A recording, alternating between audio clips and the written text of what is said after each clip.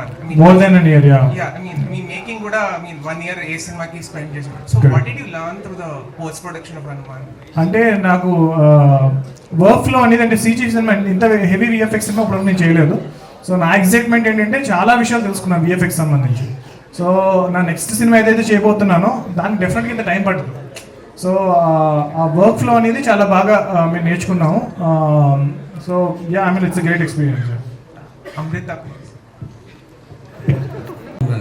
చిన్న బడ్జెట్ అది correct sir. First Guntur కారం వస్తుంది సంక్రాంతికి, అది Telugu cinema only. Correct sir. Saindhav వస్తుంది 2-3 లాంగ్వేజ్లు, ఆసామిరంగా తెలుగు సినిమా సార్.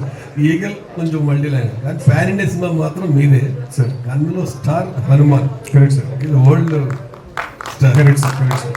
మీరు లక్ నమ్ముతారా, మీ క్రియేటివ్ నమ్ముతారా? డెఫినెట్గా హార్డ్ వర్క్ నమ్ముతాను sir.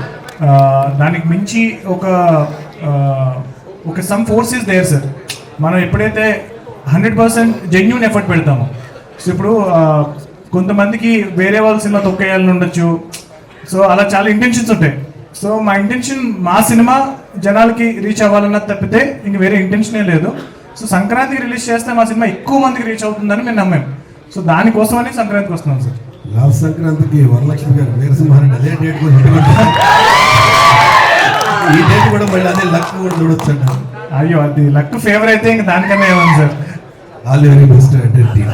Thank you so much sir. Thank you sir. GV sir మీరు సార్. సార్